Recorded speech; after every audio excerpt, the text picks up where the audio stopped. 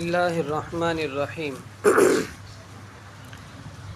محترم مکرم بزرگ و عزیزو،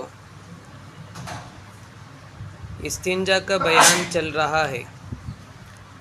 آپ صلی اللہ علیہ وسلم کی جتنی سنتیں ہیں وہ دو قسم کی ہیں۔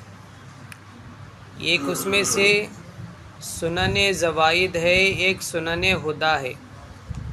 سنن زوائد کہتے ہیں آپ صلی اللہ علیہ وسلم کے ان کاموں کو جن کو آپ نے بطور عادت کیا ہے، جیسے کپڑا پہننا ہے سیدھے جانب سے پہنے، نکالنا ہے تو بائیں جانب سے نکالنا، گھر میں داخل ہونا ہے تو سیدھے پیر سے داخل ہونا، یہ جو کام ہے بطور عادت کیے ہیں۔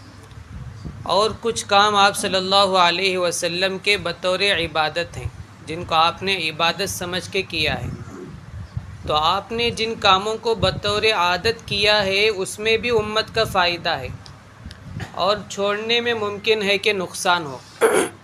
اس کو علماء آداب کے نام سے بیان کرتے ہیں، سنت کے نام سے بیان نہیں کرتے، آداب کے نام سے بیان کرتے ہیں۔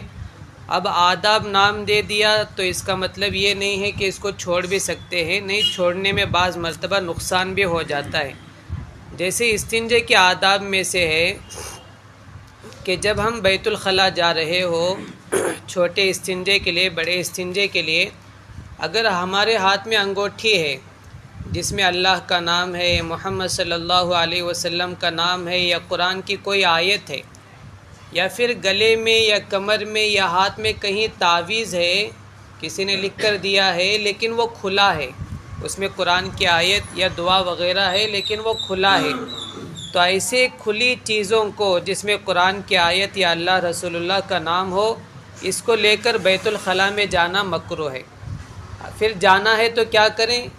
یا تو ان کو نکال کر باہر رکھ دیں پھر چلے جائیں، یا ان کو چھپا لیں، جیسے انگوٹھی ہے تو جیب میں رکھ لیں، تعویذ ہے تو اس پر کپڑا لپیٹ دیں، اس لیے کہ آپ صلی اللہ علیہ وسلم کے بارے میں آتا ہے، ترمذی کی روایت ہے کہ آپ کے ہاتھ میں بھی انگوٹھی تھی جس میں آپ کا نام تھا، تو آپ جب بیت الخلاء جاتے تو اس کو نکال کر رکھتے پھر اندر جاتے۔ دوسرا ادب ہے کہ جب ہم بیت الخلاء جائیں تو سر ڈھانک کر اور چپل پہن کر جائیں۔ یہ بیہقی کی روایت ہے کہ آپ صلی اللہ علیہ وسلم جب بھی استنجے کو بیٹھتے جاتے تو اپنے سر کو ڈھانکتے، پگڑی کے ذریعے سے، ٹوپی کے ذریعے سے، کسی کپڑے کے ذریعے سے، اور چپل پہنتے۔ ایک بات غور کرنے کی ہے کہ وہ شخص یعنی آپ صلی اللہ علیہ وسلم جو استنجے کے لیے جا رہے ہیں تو بنا ٹوپی کے نہیں جا رہے ہیں، پھر کیسے ممکن ہو سکتا ہے کہ وہ نماز پڑھ لیں بغیر ٹوپی کے؟ یہ سوچنے کی بات ہے۔ استنجے تو ایک ضرورت کی چیز ہے، نماز عبادت ہے۔ حضور صلی اللہ علیہ وسلم ضرورت کے کام میں ٹوپی کو نہ چھوڑتے ہوں اور عبادت میں چھوڑ دیتے ہوں، یہ ذرا سوچنے کی بات ہے۔ تیسرا ادب ہے کہ جب ہم بیت الخلاء جائیں تو بائیں پیر سے جائیں، یعنی اس کو بایاں کہتے ہیں، الٹا پیر سے جائیں۔ دوسرے جو کام ہیں ان کو سیدھے جانب سے کرنا ہے، گھر میں آ رہے ہیں سیدھا پیر رکھیں، مسجد میں آ رہے ہیں سیدھا پیر رکھیں، دکان میں جا رہے ہیں سیدھا پیر رکھیں، لیکن بیت الخلاء میں جب ہم جا رہے ہوں تو پہلے بایاں پیر رکھیں، جب باہر آ رہے ہوں تب دایاں یعنی سیدھا پیر باہر رکھ کر آئیں۔ چوتھا ادب ہے کہ جب ہم استنجے کے لیے بیٹھیں تو قبلے کا رخ نہ کریں۔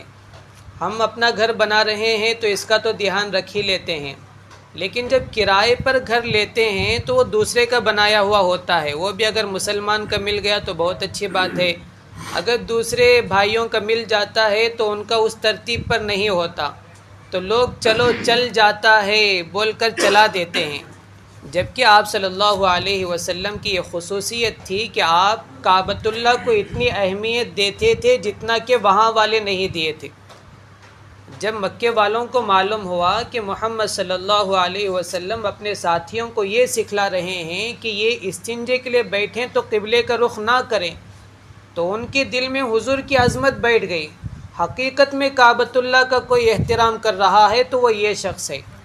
تو اس لیے آپ صلی اللہ علیہ وسلم کے سکھلائے ہوئے کاموں میں سے ہے کہ بخاری کی روایت ہے، آپ صلی اللہ علیہ وسلم نے فرمایا جب تم استنجے کو بیٹھو تو نہ اس کی طرف منہ کرو نہ ہی پیٹ کرنا ہے۔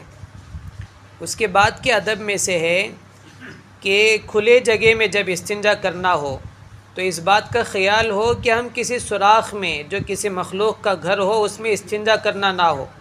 ابو داؤد کی روایت ہے، آپ صلی اللہ علیہ وسلم نے اس سے منع فرمایا ہے، اور فرمایا کہ بعض مرتبہ یہ جنات کا گھر ہوتا ہے۔ ہم جس کو بل سوراخ وغیرہ سمجھ کر دیتے ہیں وہ جنات کا گھر ہوتا ہے، اور آپ نے یہ بھی فرمایا اگر جنات شرارت پر اتر کر آئے تو آپ کا نقصان بھی کر سکتے ہیں۔ تو یہ آپ صلی اللہ علیہ وسلم کے سکھلائے ہوئے آداب میں سے ہے۔ نمبر 7 پر ہے حمام یعنی غسل خانے میں پیشاب نہ کرنا، اس سے وسوسے کی بیماری آتی ہے۔ ترمذی کی روایت ہے، آپ صلی اللہ علیہ وسلم نے غسل خانے میں پیشاب کرنے سے منع فرمایا اور فرمایا کہ اس سے وسوسے کی بیماری آئے گی۔ آج ہر ایک کو وسوسے کی بیماری ہے۔ کوئی ہمارے دکان میں آ کر چلے گیا، اس کے بعد سے دھندا نہیں چل رہا ہے تو وسوسہ ہو گیا کہ وہ آ کر گیا، اس کے بعد سے نہیں چل رہا ہے، اس نے باتوں میں ایسا کہہ دیا اس لیے ہمارا نہیں چل رہا ہے۔ یہ بہت بری بیماری ہے جو پیدا ہوتی ہے غسل خانے میں پیشاب کرنے سے۔ استنجے کے آداب میں سے ہے استنجے کے وقت بات نہ کرنا۔ بہت ضروری سوال ہے تو سطر کھلا ہوا ہونے کی حالت میں جواب دے سکتے ہیں، جیسے فون آ گیا ہے، کوئی بلا رہا ہے، یا کسی نے کوئی بات پوچھ دی ہے۔ اس کے علاوہ غیر ضروری بات کرنے پر اللہ ناراض ہوتے ہیں۔ آپ صلی اللہ علیہ وسلم کا فرمان ہے کہ جو شخص سطر کھلا رکھ کر بات کرتا ہے اس پر اللہ غصہ ہو جاتے ہیں۔ استنجے کے آداب میں سے ہے جب ہم لوگ استنجے کے لیے بیٹھے ہوئے ہو، کسی کو دیکھ کر نہ سلام کرنا ہے، نہ کسی کے سلام کا جواب دینا ہے، نہ اذان کی کلمات سنتے ہیں تو اذان کا جواب دینا ہے، نہ ہی کسی شخص کو چھینکتے ہوئے سنے تو اس کے چھینک کا جواب دینا ہے۔ اسی طرح خود کو چھینک آ گئی تو بھی منہ سے زبان سے الحمدللہ نہیں کہنا ہے بلکہ دل میں کہہ لینا ہے۔ استنجے کے آداب میں سے نمبر 10 پر ہے جب بڑے استنجے سے فارغ ہوں تو ہاتھ کو مٹی سے رگڑ کر، یا آج کل صابن وغیرہ آ گیا ہے اس سے دھو لیں۔ ابو داؤد کی روایت ہے، آپ صلی اللہ علیہ وسلم جب استنجے سے فارغ ہو کر آتے تو کوئی صحابی آپ کے پاس ایک برتن میں پانی لے آتے، حضور اپنے ہاتھ کو مٹی پر رگڑ کر اپنے ہاتھ کو دھوتے۔